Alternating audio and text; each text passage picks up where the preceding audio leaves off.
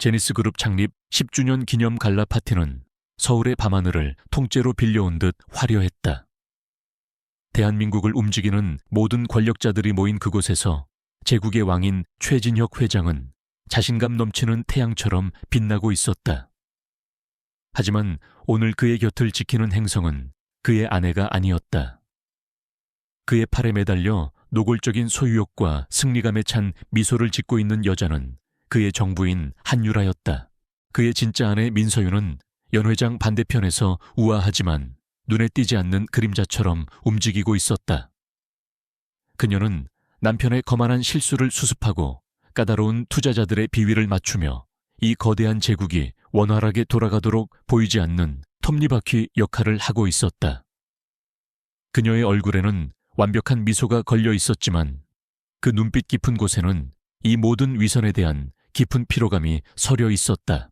사건은 한유라가 연출한 한 편의 연극처럼 시작되었다. 그녀는 진혁의 가장 중요한 투자자 중 한 명인 김 여사에게 다가가 실수인 척 레드 와인을 쏟았다.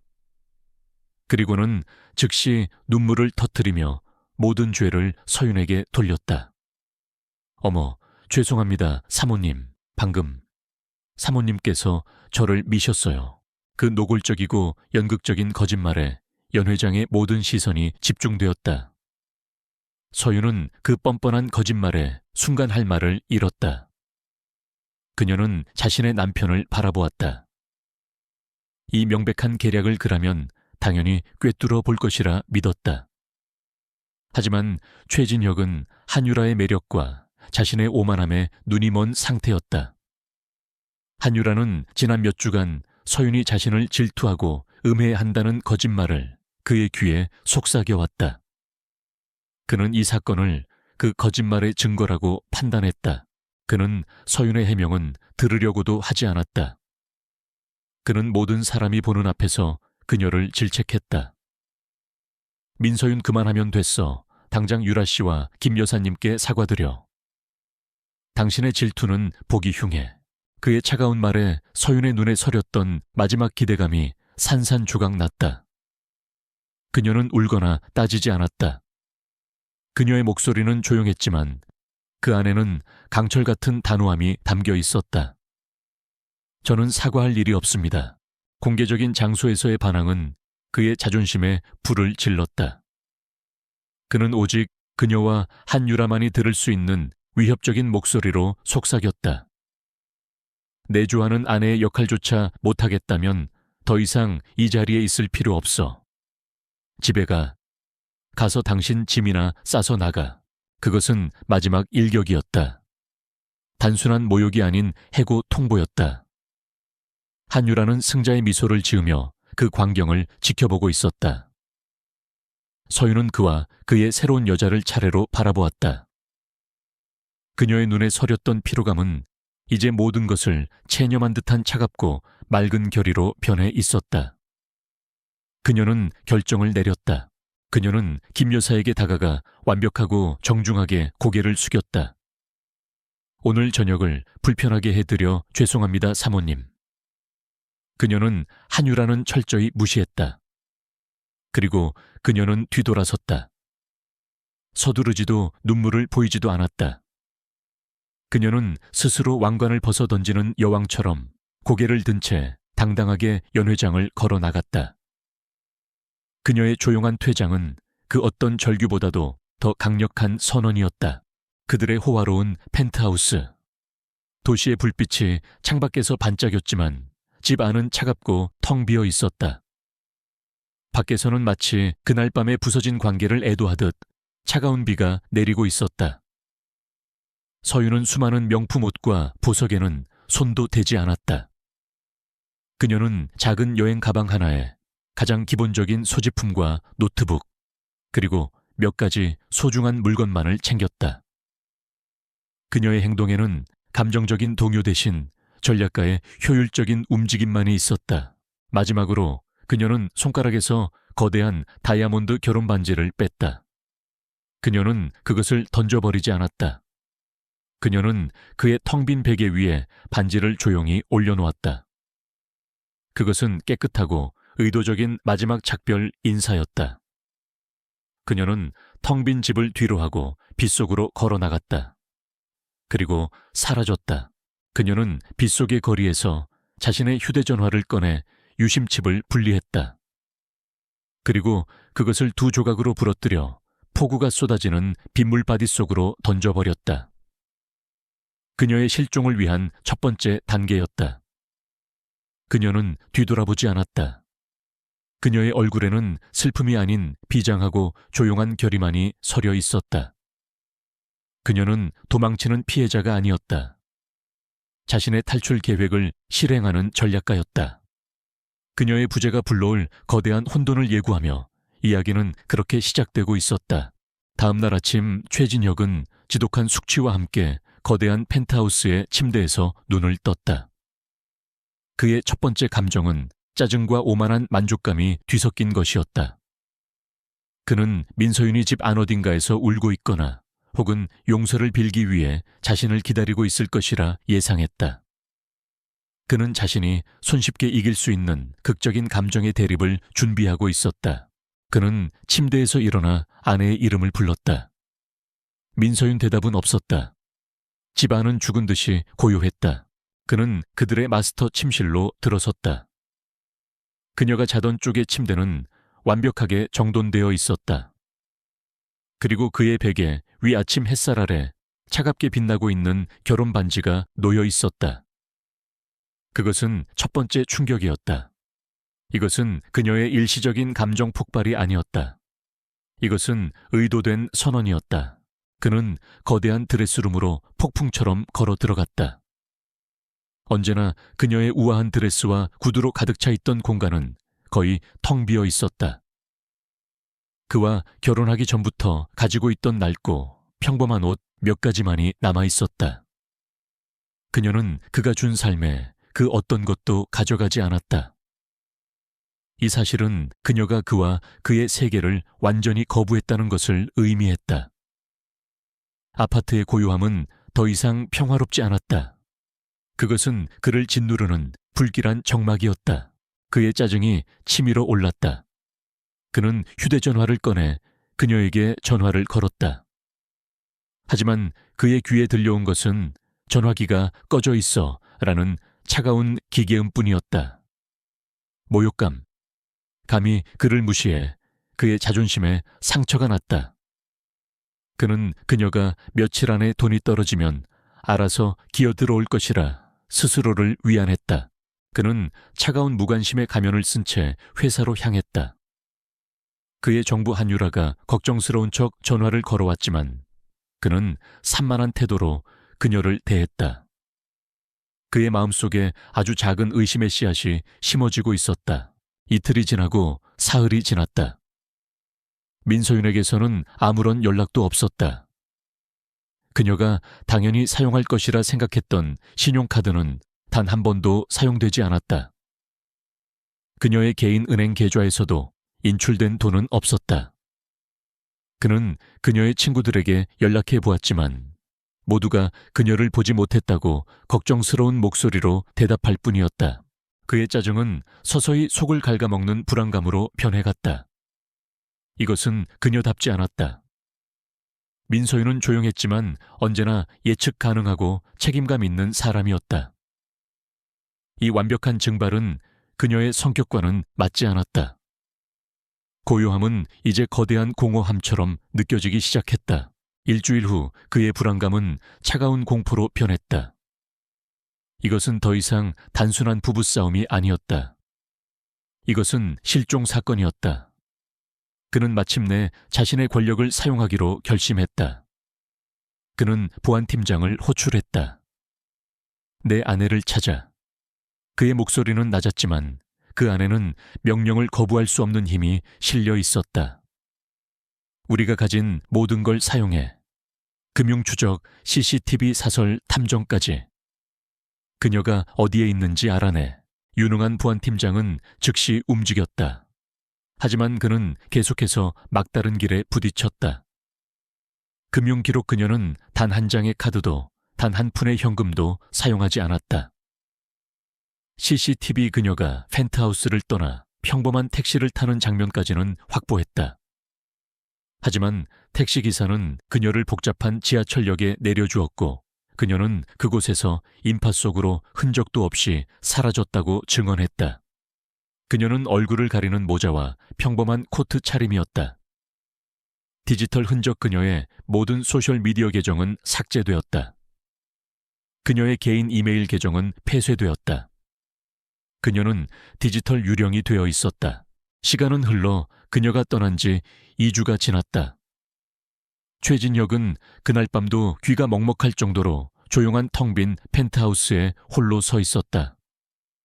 보안팀장이 마지막 보고를 올렸다.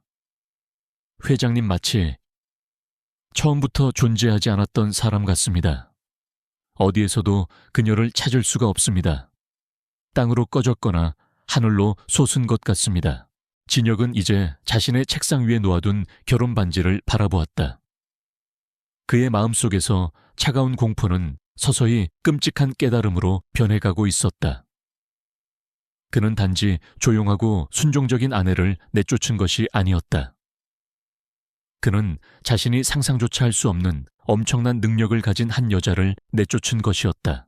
그는 모든 것을 통제하고 모든 것을 살 수 있으며 그 누구라도 찾아낼 수 있는 남자 최진혁이었다. 하지만 그는 자신의 아내를 찾을 수 없었다. 그의 인생에서 처음으로 그는 완벽하게 통제력을 상실했다. 그의 얼굴 위로 충격과 함께 아주 오랫동안 느껴보지 못했던 감정 두려움의 그림자가 드리워지고 있었다. 민서윤의 부재가 남긴 고요함은 곧이어 들이닥칠 거대한 폭풍의 전주곡이었다. 최진혁은 아내의 실종이라는 개인적인 혼란을 일에 파묻힘으로써 잊으려 했지만 그가 지배하던 제니스 그룹이라는 왕국 자체가 뿌리부터 흔들리기 시작했다. 첫 번째 재앙은 그가 지난 1년간 공들여온 독일의 첨단 기술 기업 인수 계약이 최종 서명을 불과 몇 시간 앞두고 갑자기 무산되면서 시작되었다. 독일 측은 예상치 못한 전략적 우려라는 애매한 이유를 댔지만 그들의 결정은 너무나도 갑작스럽고 비논리적이었다. 제니스 그룹의 이사회는 발칵 뒤집혔고 진혁은 난생 처음으로 속수무책이라는 감정을 느꼈다. 그것은 시작에 불과했다.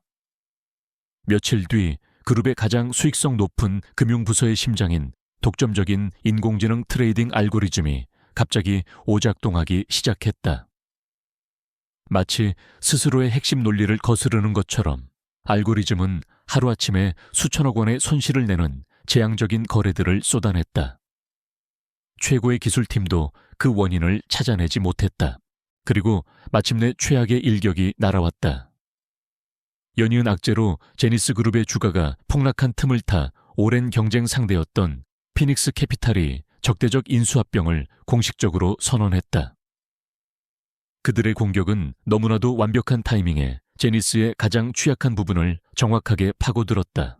최진혁은 그의 인생에서 가장 힘든 싸움을 시작했다. 그는 24시간 내내 일하며 사방에서 터져나오는 불을 끄려 애썼다. 하지만 그의 장기였던 거의 천리안에 가까웠던 전략적인 통찰력은 더 이상 작동하지 않았다. 그는 언제나 한 발 늦었고 반응하기에만 급급했다. 그의 곁에서 한유라는 헌신적인 연인을 연기했다. 그녀는 그에게 커피를 가져다 주고 피상적인 위로의 말을 건넸다. 하지만 이제 그녀의 존재는 그에게 위안이 아닌 짜증일 뿐이었다. 그는 그녀의 화려한 아름다움 뒤에 숨겨진 공허함을 보았다. 그녀의 위로는 과거 서윤이 보여주었던 조용하고 단단한 지지에 비하면 너무나도 가볍고 쓸모없었다. 어느 날 밤 추락하는 주가 그래프와 부정적인 보고서들에 둘러싸여 그는 본능적으로 무언가를 찾았다. 진짜 계획, 진짜 전략이 필요했다. 그는 자신의 집무실에 있는 거대한 비밀금고로 향했다. 그곳은 그룹의 가장 기밀스러운 전략 보고서들이 보관된 장소였다. 그는 익숙한 파란색 폴더들을 찾았다. 중요한 계약이나 위기 상황이 닥치기 전에 서윤이 언제나 그를 위해 준비해 두었던 시나리오 예측 분석 보고서들이었다. 그는 언제나 그것들을 그의 비서팀이 요약해놓은 자료 정도로만 여기고 대수롭지 않게 넘겼었다. 금고는 텅 비어 있었다. 그 폴더들은 그녀와 함께 사라졌다. 그는 텅 빈 금고를 망견히 바라보았다.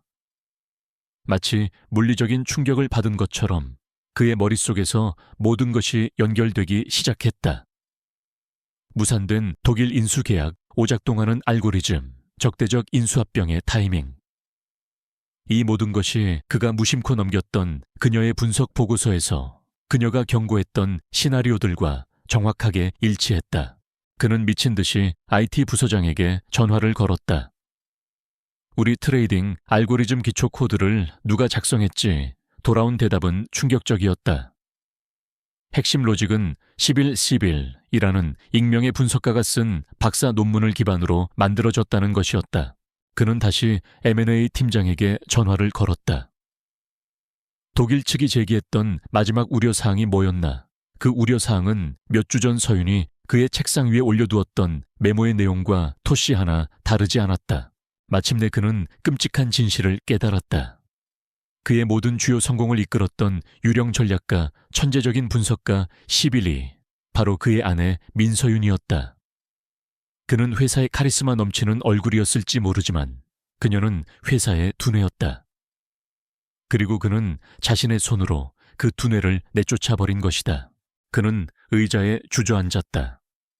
텅 빈 금고가 마치 무덤처럼 입을 벌리고 있었다. 자신의 어리석음과 오만함의 무게가 그를 짓눌렀다. 그의 개인적인 상실과 직업적인 위기는 별개의 문제가 아니었다. 그것은 처음부터 하나의 문제였다. 그는 아내를 잃은 것이 아니었다. 그는 그의 가장 강력한 무기이자 제국의 심장을 잃어버린 것이었다. 적 피닉스 캐피탈은 그의 회사를 공격하는 것이 아니었다. 그들은 그녀가 떠난 빈자리를 공격하고 있었다. 이제 그는 깨달았다. 자신의 제국을 구하기 위해서는 그가 추방한 여왕을 먼저 찾아야만 한다는 것을. 그의 휴대전화가 울렸다. 한유라의 역겨울 정도로 달콤한 목소리가 들려왔다. 그는 혐오스러운 눈으로 전화를 바라보다가 그대로 꺼버렸다. 서윤을 향한 그의 수색은 이제 자존심이나 후회의 문제가 아니었다. 그것은 절대적인 생존의 문제가 되어 있었다. 최진혁의 절박함은 그의 제국 전체를 움직이는 엔진이 되었다. 그는 더 이상 아내를 찾는 남편이 아니었다. 그는 자신의 생존을 위해 제국의 잃어버린 심장 1111을 찾는 왕이었다. 그는 국내 최고의 민간 정보기관을 고용했고 비용은 묻지도 않았다. 그의 명령은 단 하나였다. 11이라는 이름의 분석가를 찾아. 내 아내 민서윤이 바로 그 사람이야. 무슨 수를 써서라도 그녀를 찾아내. 하지만 며칠 뒤 그에게 돌아온 보고서는 그의 절망을 더욱 깊게 만들 뿐이었다. 정보기관의 최고 요원들조차 그녀의 흔적을 찾는 데 실패했다. 그들의 보고는 경외심마저 담겨 있었다. 금융 흔적 그녀는 모든 카드와 계좌를 버렸다. 대신 몇 년 전부터 익명으로 준비해둔 추적이 불가능한 현금 자금을 인출하여 사라졌다. 완벽한 고백고박이었다. 디지털 흔적 그녀는 단순히 계정을 삭제한 것이 아니었다. 그녀는 전문적인 데이터 파괴 기술을 사용했고 해외의 여러 서버를 거치는 방식으로 자신의 마지막 온라인 활동 기록을 지워버렸다. 물리적 흔적 그녀는 지하철역의 인파 속으로 사라진 후 옷을 갈아입고 현금만을 사용하며 도시의 모든 주요 CCTV 네트워크를 전문가처럼 회피했다. 보고서의 마지막 문장은 이러했다. 회장님, 이것은 감정적으로 가출한 여성의 행동이 아닙니다. 이것은 사전에 완벽하게 준비된 탈출 계획을 수행하는 전문 요원의 움직임입니다. 그녀는 유령입니다. 현재에서 그녀를 찾을 수 없게 되자 진혁은 그녀가 자신을 만나기 전에 과거를 파헤치기 시작했다. 그는 자신이 결혼했던 여자에 대해 아는 것이 거의 없다는 사실을 깨달았다. 그가 마주한 그녀의 과거는 그의 충격을 더욱 가중시켰다. 그녀는 고아 출신이었지만 국내 최고의 대학에서 경제학과 데이터 과학을 복수 전공한 수재였다.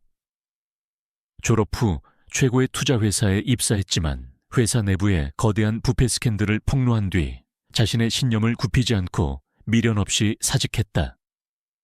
그 사건으로 그녀는 강력한 적들을 만들었지만 동시에 익명의 내부 고발자들의 영웅이 되었다. 그 후 그녀는 공식적인 노동시장에서 사라졌고 바로 그때부터 10일이라는 가명으로 그의 뒤에서 일하기 시작했던 것이다. 그는 비로소 깨달았다. 그가 한유라와 벌인 분류는 단순한 외도가 아니었다. 그것은 그가 결혼했던 여자의 가장 핵심적인 원칙, 즉 정의와 신념에 대한 배신이었다. 진혁이 과거의 진실 앞에서 무너지고 있는 동안 그의 적들은 축배를 들고 있었다. 한유라와 피닉스 캐피탈의 백 회장은 제니스 그룹의 혼란을 즐기고 있었다. 그의 전략가가 없으니 그는 발톱 빠진 사자나 다름없어. 백 회장이 비웃었다. 한유라는 이제 자신이 제니스 그룹의 새로운 안주인이 될 것이라 확신하며 불안에 떨고 있는 진혁에게 그들의 약혼을 공식적으로 발표하라고 압력을 넣기 시작했다. 진혁은 인생 최악의 지점에 서 있었다. 회사는 무너지고 있었고 그가 절실하게 필요로 하는 여인은 사라졌으며 그의 적은 이제 그의 목을 조여오고 있었다. 그날 밤 그는 텅 빈 펜트하우스, 이제는 그녀의 흔적이 모두 사라진 서재에 홀로 앉아 있었다. 그는 그녀가 남긴 무언가라도 찾기 위해 필사적으로 그녀의 물건들을 뒤지고 있었다. 그리고 그는 책장 가장 깊숙한 곳에서 작은 상자 하나를 발견했다. 그 안에는 일기장이 아닌 몇 가지 낡은 물건들이 들어있었다. 남해의 작은 해안가 보육원 앞에서 찍은 낡고 빛바랜 그녀의 어린 시절 사진 한 장. 그 지역에서만 자생하는 희귀한 갯기름나물 말린 꽃 한 송이. 그리고 바다에 대한 낡은 시집 한 권. 그것은 주소가 적힌 편지가 아니었다. 하지만 그것은 그녀가 세상으로부터 사라지고 싶을 때 돌아갈 유일한 장소 그녀의 기원에 대한 단서였다. 진혁의 절망적인 눈에 아주 작은 희망의 불꽃이 켜졌다. 그의 최첨단 정보기관들이 실패했지만 이 아날로그적인 단서가 어쩌면 유일한 열쇠일지도 몰랐다. 그는 창밖으로 자신이 곧 잃어버리게 될 제국의 야경을 바라보았다. 그는 지금까지 CEO로서 돈과 권력으로 이 문제를 해결하려 했다. 이제 그는 한 남자로서 이 문제를 해결해야만 했다. 그는 조종색에 전화를 걸었다. 그의 목소리에는 새롭고 절박한 결의가 담겨 있었다. 헬기를 준비해. 도시를 떠난다. 그의 여정은 이제 원격 조종의 수색이 아니었다. 그것은 그의 손으로 직접 과거를 파헤치는 개인적인 순례가 될 것이다. 최진혁은 헬리콥터 안에서 발 아래로 멀어져가는 서울의 야경을 내려다보았다. 그는 육체적으로는 도시를 떠나고 있었지만 그의 정신은 여전히 보이지 않는 전쟁터의 한가운데에 있었다. 그는 보안 화상 통화를 통해 그의 부재 속에서 허둥대는 위기관리팀을 지휘하고 있었다. 피닉스 캐피탈의 공격은 더욱 거세지고 있었다. 진혁은 방역을 지시했지만 그의 지시에는 과거의 예리함과 전략적 깊이가 없었다. 그는 민서윤이라는 그의 두뇌 없이 본능만으로 싸우는 사자와 같았다. 바로 그때 화상통화 화면 속 서울의 회장실에 한유라가 나타났다. 그녀는 약혼녀 행세를 하며 임원들을 위해 커피를 가져오는 등 내주하는 모습을 연출했다. 그녀는 걱정스러운 표정으로 순진함을 가장한 한마디를 던졌다. 진혁 씨, 이럴 때일수록 우리의 핵심 자산인 반도체 사업부를 지키는데 모든 자원을 집중해야 하는 거 아닐까요? 그 말은 그 자리에 있던 다른 임원들에게는 합리적으로 들렸다. 하지만 진혁의 머릿속에서는 경고등이 울렸다. 그녀의 제안은 과거 서윤 즉 11이 설계했던 적을 속이기 위한 속임수와 역공 전략과 정면으로 배치되는 것이었다. 그것은 적이 가장 바라는 너무나도 뻔한 움직임이었다. 모델이자 사격의 인사일 뿐인 그녀가 어떻게 이토록 구체적인 전략적 조언을 할 수 있단 말인가 의심의 씨앗이 그의 마음속에 깊이 뿌리내렸다. 그는 통화를 마친 후 다른 누구도 모르게 그의 가장 신뢰하는 보안팀장에게 비밀 통화를 걸었다. 지금부터 새로운 타겟이다, 한유라. 그녀에게 팀을 붙여 음성, 영상, 디지털 모든 것을 감시해. 그녀가 누구와 대화하고 어디에 가고 아침으로 뭘 먹는지까지 전부 알아내. 그리고 이 모든 건 완벽한 비밀에 붙여 그는 이제 아내를 찾기 위해 사용했던 그 무자비한 정보 수집 기술을 그의 정부에게 겨누고 있었다. 이야기는 이제 두 개의 무대에서 동시에 진행되었다. 첫 번째 무대는 남해의 작고 조용한 해안가 마을. 진혁은 낡은 사진 한 장에 의지하여 보유권의 행방을 묻고 다녔다. 그는 더 이상 제국의 왕이 아니었다. 그는 낡은 가게의 주인과 늙은 어부에게 고개를 숙이며 길을 묻는 초라하고 절박한 한 남자에 불과했다. 두 번째 무대는 화려한 서울의 밤. 그의 보안팀은 한유라의 뒤를 쫓고 있었다. 그리고 마침내 그들은 결정적인 장면을 포착했다. 한유라가 최고급 클럽의 비밀룸에서 피닉스 캐피탈의 백 회장과 은밀하게 만나고 있는 장면이었다. 그들의 대화는 명백했다. 그는 통제력을 잃고 있어. 알고리즘의 백도어는 완벽하게 작동 중이야. 인수가 끝나면 당신의 몫은 진혁은 해안가 마을의 허름한 호텔방에서 보안팀이 보내온 감시 보고서를 읽고 있었다. 그는 사진 속에서 웃고 있는 한유라와 백 회장의 얼굴을 그리고 그들의 대화 녹취록을 보았다. 그의 온몸에서 피가 빠져나가는 듯한 차갑고 깊은 깨달음이 덮쳐왔다. 그의 불륜 그녀의 사랑 고백 파티에서의 그 사건. 모든 것이 거짓이었다. 그는 강력한 남자가 아니었다.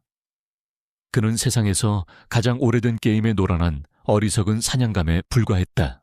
제니스 그룹을 향한 공격은 우연이 아니었다. 그것은 그의 개인적인 실패가 낳은 필연적인 결과였다. 한유라는 그가 스스로 적에게 넘겨준 그의 왕국으로 들어오는 열쇠였다.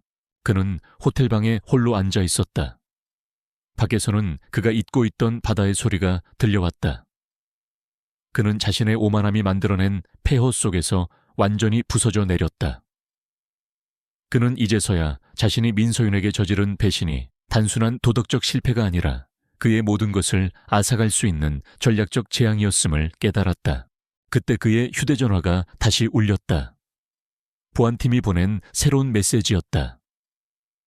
회장님 보유권의 위치를 찾았습니다.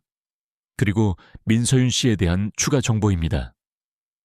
첫 직장을 그만둔 후 10일이 되기 전까지 그녀는 바로 이 보유권에서 6개월간 봉사활동을 한 기록이 있습니다. 그는 메시지를 보았다. 그의 적 한유라를 향한 길과 그의 구원 민서윤을 향한 길이 이제 하나로 얽혀들고 있었다. 그의 참회의 여정은 이제 그녀를 향한 절박한 수색과 교차하기 시작했다. 그는 이제 단지 회사를 위해서가 아니라 자신의 영혼을 구하기 위해 그녀를 찾아야만 했다. 최진혁의 여정은 이제 그의 제국을 구하기 위한 전쟁이 아닌 자신의 영혼을 구하기 위한 순례가 되었다. 남해로 향하는 길은 그가 살아온 화려하고 차가운 서울의 직선도로와는 달랐다. 구불구불하고 예측할 수 없었으며 길게는 그의 세상에는 존재하지 않았던 이름 모를 들꽃들이 피어 있었다. 그는 가장 신뢰하는 보안팀장에게 제니스 그룹의 방어전을 맡겼다. 그의 지시는 역설적이었다. 내가 돌아갈 때까지 회사가 완전히 망하지 않게만 막아. 하지만 내 승인 없이는 어떤 결정적인 방역도 하지 마. 그는 자신의 왕국이 불타는 것을 지켜보면서 더 중요한 무언가를 찾아 나선 것이다. 그가 도착한 작은 해안가 마을은 시간이 멈춘 듯한 곳이었다. 짠내 섞인 바닷바람 갈매기 소리, 그리고 느리게 흘러가는 사람들. 그곳은 효율성과 속도만을 숭배하는 그의 세계와는 정반대의 우주였다. 그는 값비싼 수트를 벗어 던지고 평범한 옷으로 갈아입었다. 그는 더 이상 회장이 아니었다. 그는 길 잃은 순례자였다. 그는 민서윤의 어린 시절 사진 속 배경이었던 언덕 위의 낡은 보육원을 찾아갔다. 그곳의 늙은 원장 수녀는 처음에는 경계했지만 진혁이 보여준 서윤의 사진과 그의 진심 어린 태도에 마음을 열었다. 서윤이, 우리 서윤이 말이군요. 수녀의 눈에 애틋함이 어렸다. 아주 어릴 때 이곳에 왔지만 누구보다도 똑똑하고 강인했던 아이였지요. 언제나 다른 아이들을 지켜주던, 하지만 그 아이의 눈에는 언제나 세상의 모든 슬픔이 담겨 있었어요. 수녀는 서윤이 몇 주 전 이곳에 잠시 들렀었다는 사실을 확인해 주었다. 그녀는 며칠간 아이들과 함께 시간을 보내고 조용히 떠났다고 했다. 어디로 갔는지는 아무도 몰랐다. 진혁은 그곳에서 며칠을 머물렀다. 그는 보육원의 낡은 시설을 수리하는 것을 돕고 아이들과 함께 시간을 보냈다. 그는 서윤이 걸었던 길을 걸으며 그녀가 보았던 바다를 보았다. 그는 처음으로 그녀의 영혼이 어디에서 빚어졌는지를 이해하기 시작했다.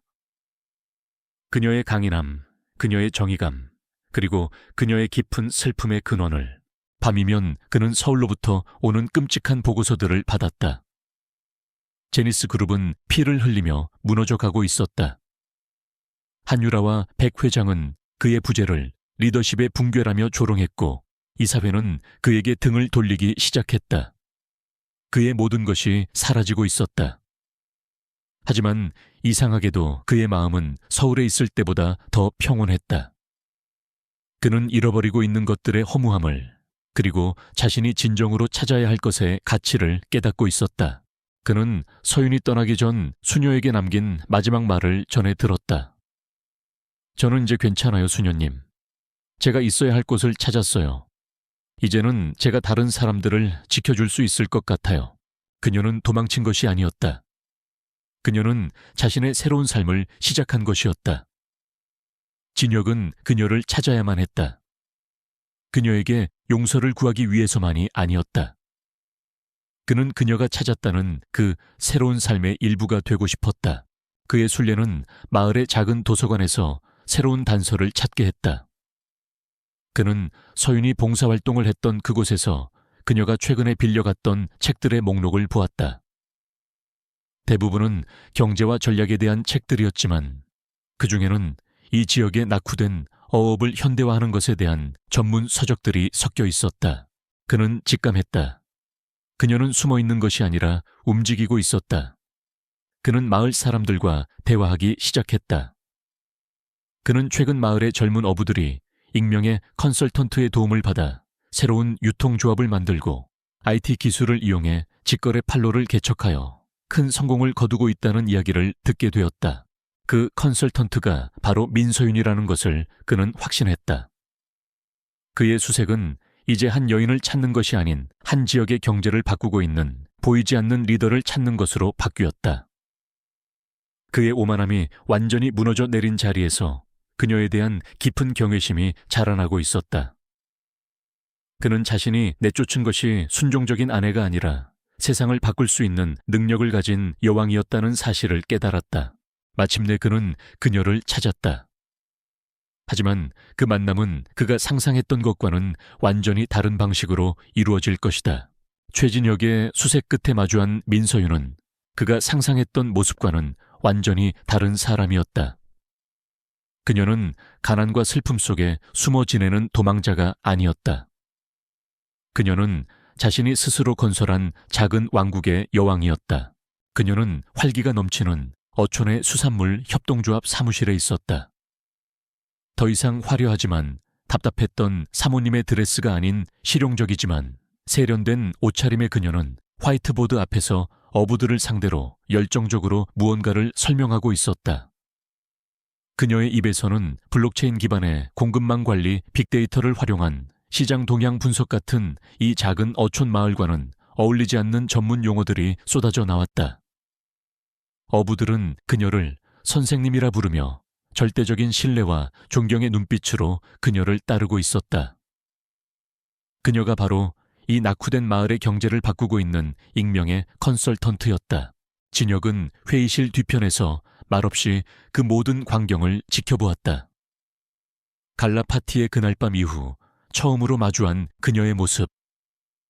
그가 내쫓았던 것은 조용하고 순종적인 아내였지만 그가 발견한 것은 눈부시고 강력한 리더였다. 회의가 끝나고 마침내 그녀가 그를 발견했다. 두 사람의 시선이 허공에서 부딪혔다. 공기 중에 날카로운 긴장감이 흘렀다. 그녀는 조금도 놀라지 않은 듯 차가운 표정으로 그에게 다가왔다. 그날 저녁 두 사람은 그녀가 정한 장소인 해질 역의 조용한 방파제 위에서 다시 만났다. 진혁은 변명하지 않았다. 그는 CEO의 가면을 완전히 벗어던지고 후회로 가득 찬 한 남자로서 그녀에게 진심을 담아 사죄했다. 미안해 서윤아. 내 오만함과 어리석음을, 당신을 알아보지 못했던 내 자신을 용서해줘. 나는 바보였고 당신을 배신했어. 어떤 변명도 할 수 없어. 그의 절박한 사죄에 그녀는 표정 하나 바꾸지 않고 차갑게 물었다. 당신의 사과는 무엇을 위한 거죠? 내게 모욕감을 준 것, 그 여자를 선택한 것 아니면 당신의 유령 전략가 없이는 회사를 운영할 수 없다는 것을 깨달았기 때문인가요? 그녀의 질문은 그의 복합적인 동기의 핵심을 꿰뚫는 비수와도 같았다. 그녀는 자신의 새로운 삶에 대해 이야기했다. 당신은 내 집을 빼앗았어, 진혁 씨. 그래서 나는 내 집을 새로 지었지. 당신의 돈도 당신의 이름도 필요 없었어.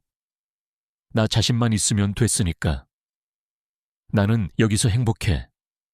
나만의 목적이 있어. 이곳 사람들은 나를 내 남편의 이름이 아니라 내 머릿속에 든 능력으로 존중해줘. 그녀는 더 이상 구출되기를 기다리는 피해자가 아니었다. 그는 절박한 심정으로 한유라의 배신과 회사의 위기에 대해 이야기하려 했다. 하지만 그녀가 그의 말을 막았다. 그건 당신 문제야, 진혁 씨. 내 문제가 아니고. 당신은 그날 밤 선택을 했어. 이제 와서 후회하지 마. 내 인생은 이제 여기야. 그녀는 그와 그의 세계를 완벽하게 거부했다. 그가 패배감에 휩싸여 돌아서려는 순간 그녀가 바다를 바라보며 마지막 한마디를 던졌다. 한유라는 당신만의 문제가 아니지. 그녀의 목소리에는 경멸이 담겨 있었다.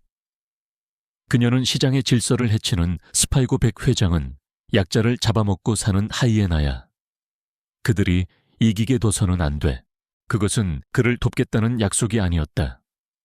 그것은 그녀의 신념에 대한 선언이었다. 하지만 그 말은 굳게 닫혔던 문에 아주 작은 틈을 만들어 주었다. 진혁은 방파제를 홀로 걸어 나왔다. 그의 마음은 그녀를 거절당한 절망감과 그녀가 이룩한 모습에 대한 경외감이 뒤섞여 혼란스러웠다. 그는 그녀를 찾았지만 동시에 더 깊고 본질적인 방식으로 그녀를 잃어버렸다. 그녀는 더 이상 그의 아내가 아니었다. 그녀는 독립적인 힘을 가진 하나의 왕국이었다. 그는 깨달았다. 단순한 사과로는 충분하지 않다는 것을. 그는 그녀에게 돌아와 달라고 요청할 수 없었다. 그는 그녀를 아내가 아닌 파트너로서 다시 쟁취해야만 했다. 그는 호텔 방으로 돌아왔다. 그의 얼굴에는 새로운 결의가 서려 있었다. 그녀가 그의 전쟁에 오지 않는다면 그가 이 전쟁을 그녀의 전쟁으로 만들 수밖에. 최진혁은 자신의 패배를 인정하는 것에서부터 방역의 실마리를 찾기로 했다.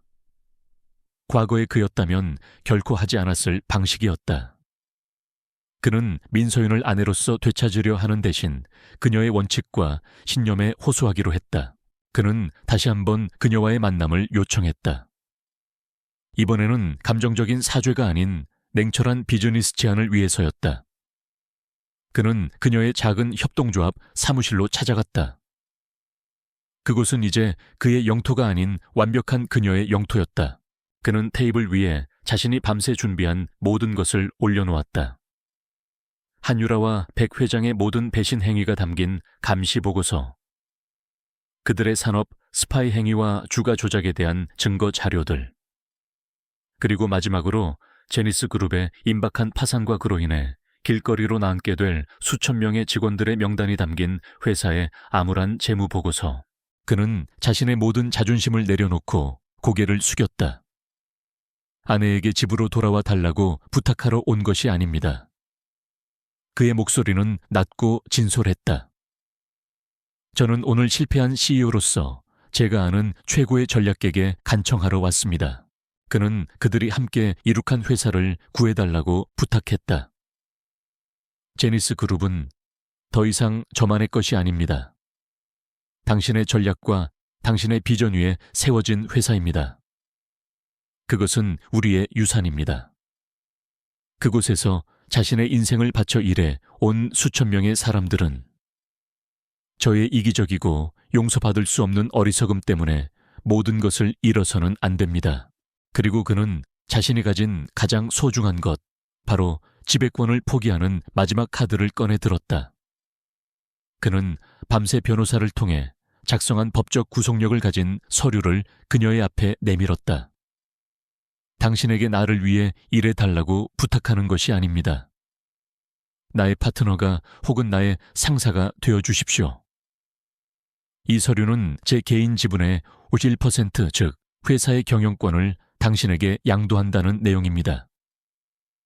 이제 회사는 당신의 것입니다. 그러니 제발 저들이 이 회사를 파괴하게 두지 말아 주십시오. 그의 제안에 서윤은 충격을 받았다. 그가 자신의 제국을 통째로 그녀의 발밑에 내려놓을 것이라고는 상상조차 하지 못했다. 이 행위는 그의 후회가 진짜라는 것을 증명했다. 이것은 더 이상 아내를 되찾기 위한 연기가 아니었다. 자신의 권력을 희생해서라도 회사를 지키려는 진정한 참회였다. 그녀는 보고서에 담긴 직원들의 얼굴을 보았다. 그녀가 직접 썼던 회사의 역사를 생각했다.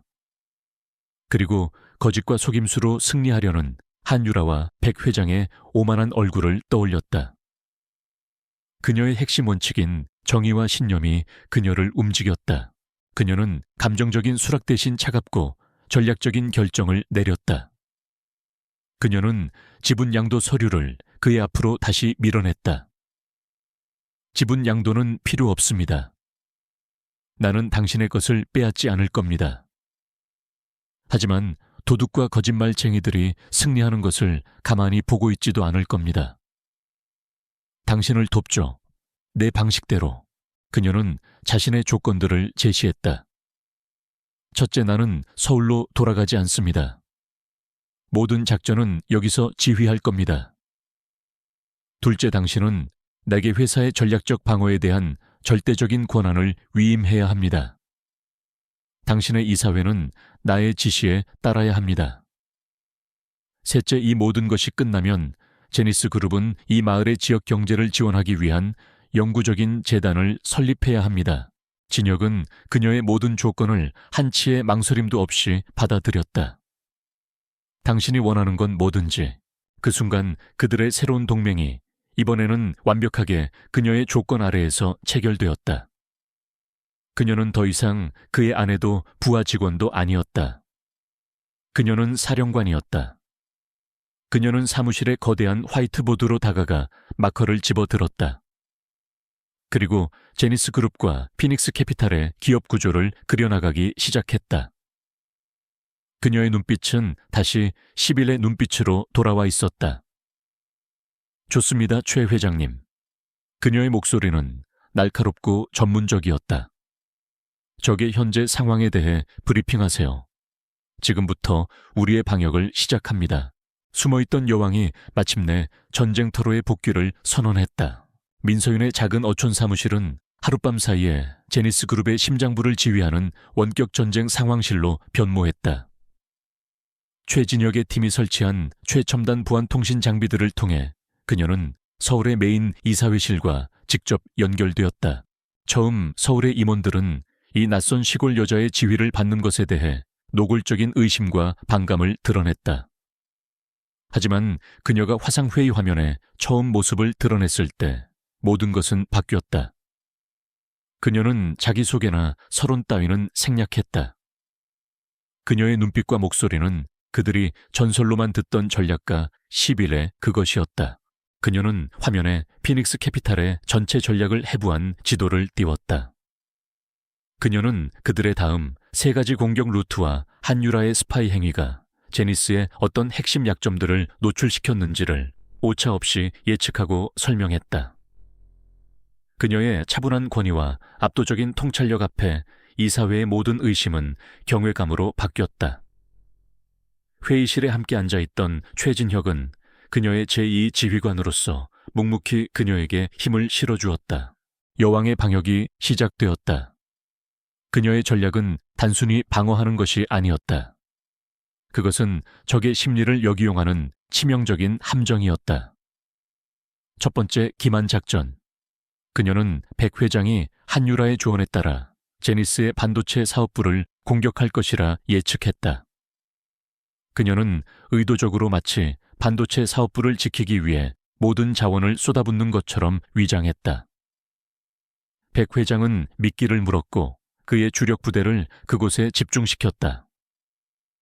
두 번째 금융 공격. 백 회장이 반도체에 집중하는 동안 서유는 그가 소유한 다른 계열사 중 과도한 레버리지를 사용하고 있는 가장 취약한 회사를 외곽에서부터 공격하기 시작했다. 세 번째 여론전. 그녀는 한유라의 스파이 행위를 직접 폭로하는 대신 백 회장의 과거 비윤리적인 경영 행태에 대한 증거들을 언론에 흘려 그의 투자자들 사이에서 신뢰돼 균열을 일으켰다. 피닉스 캐피탈의 워룸은 혼란에 휩싸였다. 백 회장과 한유라는 사방에서 날아드는 예상치 못한 공격에 속수무책으로 당했다. 백 회장은 전설적인 10일이 돌아왔다는 것을 직감하고 분노했으며 한유라는 자신의 입지가 위태로워지는 것에 공황 상태에 빠졌다. 탐욕으로 맺어진 그들의 동맹은 압박 속에서 서서히 균열을 보이기 시작했다. 그리고 마침내 최후의 일격이 가해졌다. 서윤이 설계한 금융 트랩이 발동되었다. 그녀가 공격했던 백 회장의 취약한 계열사가 무너지면서 백 회장은 부채를 막기 위해 자신이 보유하고 있던 제니스 그룹의 주식을 대량으로 시장에 내다 팔아야만 했다. 동시에 서윤의 지시에 따라 진혁의 팀은 헐값에 나온 그 주식들을 모두 되사들였다. 제니스는 위기를 극복했을 뿐만 아니라 오히려 지배 구조를 더욱 공고히 하게 된 것이다. 마지막 한 수. 서윤은 한유라가 백 회장과 만나는 장면이 담긴 결정적인 감시 증거 자료를 금융범죄수사대와 가장 영향력 있는 탐사보도 전문 기자에게 동시에 익명으로 제보했다. 결과는 완벽한 승리였다. 피닉스 캐피탈은 재정적으로 불구 상태가 되었고 백 회장은 검찰의 조사를 받게 되었다. 한유라는 산업 스파이 혐의로 공개적으로 망신을 당하고 체포될 운명에 처했다. 서울의 이사회실 제니스 그룹의 임원들은 화면 너머 그들의 원격 사령관을 향해 경외감에 찬 박수와 환호를 보내고 있었다. 회의가 끝나고 화상 연결이 끊겼다. 서윤의 사무실에는 다시 바다의 소리만이 가득 찼다. 전쟁은 끝났다. 그녀는 자신의 능력을 증명했고 회사를 구해냈다. 그녀의 개인 회선으로 진혁의 전화가 걸려왔다. 그의 목소리는 억누를 수 없는 감격과 감탄으로 가득 차 있었다. 당신이 해냈어, 서윤아. 당신이 우리를 구했어. 그녀는 창밖으로 자신이 사랑하게 된 평화로운 마을을 내려다보았다. 우리가 해낸 거죠. 그녀가 그의 말을 정정했다. 두 사람 사이에 잠시 침묵이 흘렀다. 이제 우리는 어떻게 되는 거지? 라는 말없는 질문이 그들 사이에 떠 있었다. 기업 전쟁은 끝났지만 그들의 개인적인 이야기는 아직 끝나지 않았다. 이제 그가 그녀에게로 와서 그들의 미래에 대한 답을 구해야 할 시간이었다. 전쟁은 끝났다. 여왕과 왕의 전쟁이라 불린 희대의 기업 전쟁은 최진혁과 민서윤의 완벽한 승리로 막을 내렸다. 한유라와 백 회장은 산업 스파이 및 주가 조작 혐의로 법의 심판을 받게 되었고 피닉스 캐피탈은 역사의 뒤양일로 사라졌다. 최진혁은 약속을 지켰다. 그는 제니스 그룹의 이름으로 서윤이 사랑하는 해안가 마을의 경제 발전을 위한 영구적인 재단을 설립했다. 회사는 안정을 되찾았고 그의 왕국은 그 어느 때보다도 굳건해졌다. 하지만 그의 마음은 승리의 기쁨 대신 거대한 공허함으로 가득 차 있었다.